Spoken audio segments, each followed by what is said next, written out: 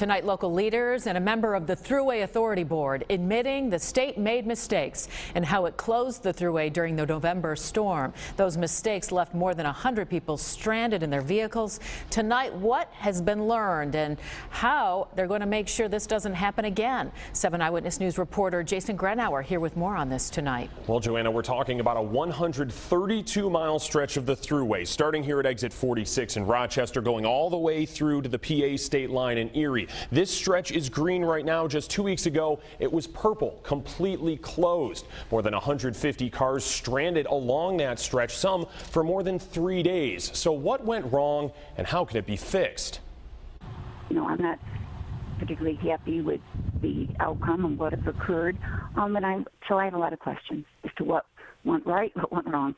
The New York State Thruway Authority coming under fire from local politicians and the general public, upset with how the Thruway was handled during the storm, including when and how it was closed, wanting more to be done to prevent scenes like this when storms hit. The Thruway was, in fact, better than it was in the past, but you know what? There were still cars that were stranded, and we need to do better to make sure that in these unprecedented storms that take place in our community, that we have the most effective implementation of protecting the public that we could possibly have. To protect drivers like David Carr, a Washington, D.C. businessman who was stuck near the Lackawanna toll barrier for more than 36 hours. We could have all been sitting at a Sheetz or a Pilot, gas plaza or something like that, as opposed to stranded on the road. Governor Cuomo originally defended the Thruway Authority's decision of when to close the highway after the storm had already started and there were drivers on it. But now, weeks later,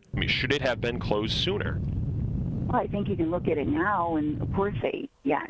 But again, these are all questions that we'll meet and we'll be able to ask the people who are responsible for, what went on.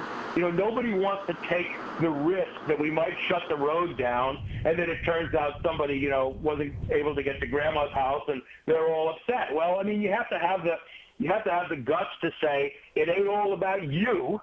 It's about the social or the civic good, Now, how the Thruway was handled will be discussed at the next regularly scheduled board meeting of the Thruway Authority. That will take place on December 15th. Now, there are talks in the works about public meetings as well. No word on when they will take place. We will find out, and we will let you know. Joanna?